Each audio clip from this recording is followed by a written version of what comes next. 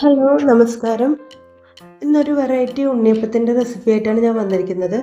ചക്ക കൊണ്ടുള്ള ഉണ്ണിയപ്പം. സാധാരണ ഉണ്ണിയപ്പത്തിനേക്കാളും ടേസ്റ്റാണ്. ഇതിൻ്റെ ഉള്ളൊക്കെ കണ്ടോ എന്തൊരു സോഫ്റ്റ് ആണെന്നറിയോ.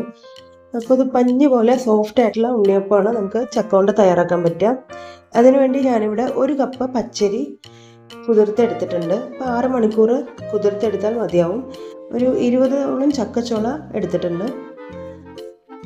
അപ്പോൾ പച്ചരി നമുക്ക് ആദ്യം ഒന്ന് അരച്ചെടുക്കണം.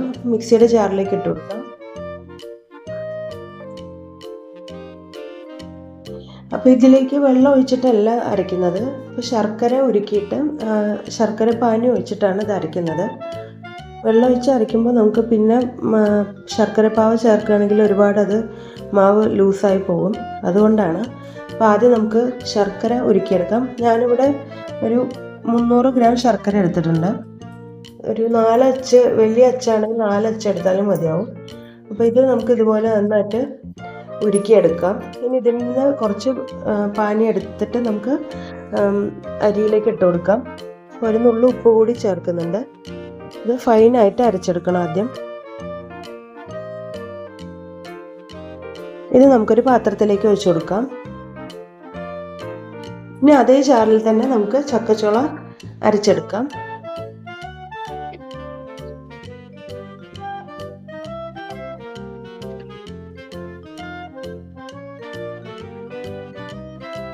ഇതും കൂടി നമുക്ക് മാവിലേക്ക് ചേർത്ത് കൊടുക്കാം.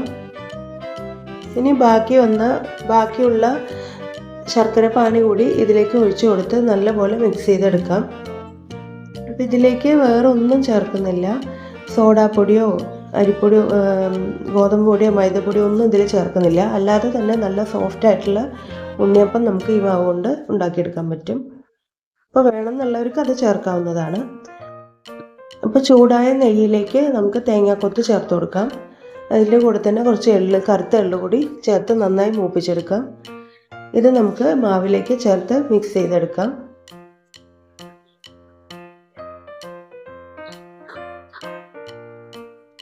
അപ്പക്കല്ല് ചൂടാകുമ്പോൾ അതിലേക്ക് വെളിച്ചെണ്ണ ഒഴിച്ചു കൊടുക്കാം. എണ്ണ ചൂടാകുമ്പോൾ കുറേശ്ശെ മാവ് ഒഴിച്ചു കൊടുക്കാം.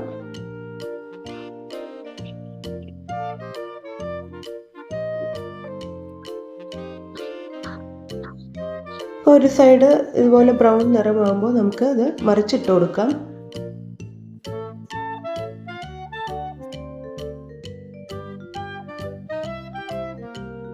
ഇപ്പം ചക്കയുടെ ഒക്കെ സീസൺ ആയതുകൊണ്ട് ചക്കച്ചോള കിട്ടുകയാണെങ്കിൽ ഇതുപോലെ എല്ലാവരും ഒന്ന് ചെയ്ത് നോക്കണം. തീർച്ചയായിട്ടും ഇഷ്ടപ്പെടും. വളരെ സോഫ്റ്റ് ആയിട്ടുള്ള നല്ല ടേസ്റ്റുള്ള ഒരു അപ്പമാണിത്.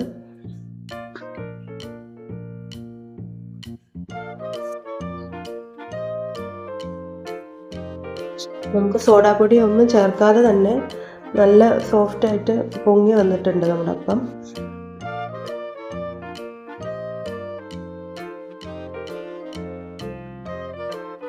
ഇതേപോലെ ബ്രൗൺ നിറം ആകുമ്പോൾ നമുക്കിത് വാങ്ങിക്കാം.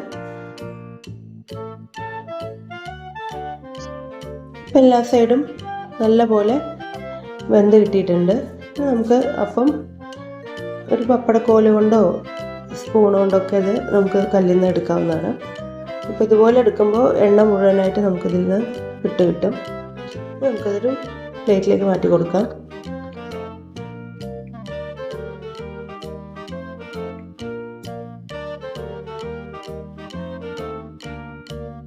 അങ്ങനെ ബാക്കിയുള്ള മാവ് കൊണ്ട് നമുക്കിതുപോലെ എല്ലാ അപ്പവും ചുട്ടെടുക്കാം.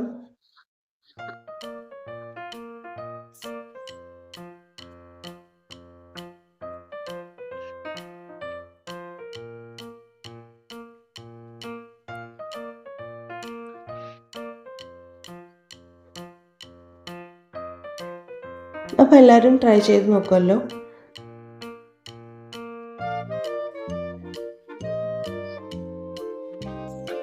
സ്കൂൾ വിട്ട് വരുമ്പോൾ കുട്ടികൾക്ക് ഉണ്ടാക്കി കൊടുക്കാൻ പറ്റിയ ഒരു ഐറ്റം കൂടിയാണ്.